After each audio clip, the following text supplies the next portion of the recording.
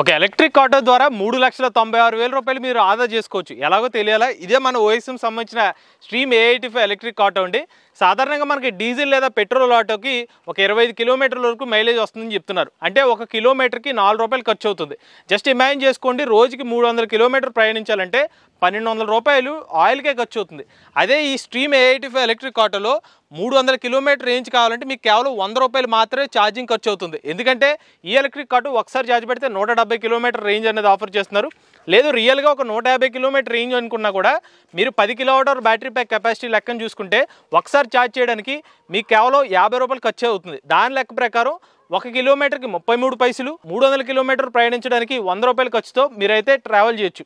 అలాగే సంవత్సరానికి క్యాలిక్యులేట్ చేసుకున్నట్లయితే మీకు 3,96,000 రూపాయలు డీజిల్ లేదా సిఎన్జి ఆటోతో పోల్చుకున్నట్లయితే డబ్బులు ఆదా చేసుకోవచ్చు.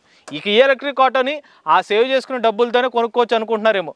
ఈ ఎలక్ట్రిక్ ఆటో రేటు 4,15,000 రూపాయలు అండి ఆన్ రోడ్ రేటు. మీరు ఎలక్ట్రిక్ ఆటోను కొన్నా ఒక సంవత్సరానికే మీ డబ్బులు కూడా ఆదా చేసేసుకోవచ్చు. కేవలం ఈ ఎలక్ట్రిక్ ఆటోనే కాదు, ఇంచుమించుగా అన్ని ఎలక్ట్రిక్ ఆటోల్లో కూడా ఇటువంటి సేవింగ్స్ వస్తుంది. బట్ బ్యాటరీ ప్యాక్ కెపాసిటీ ఆధారంగా రేంజ్ అనేది డిఫర్ అయ్యే అవకాశం ఉంటుంది.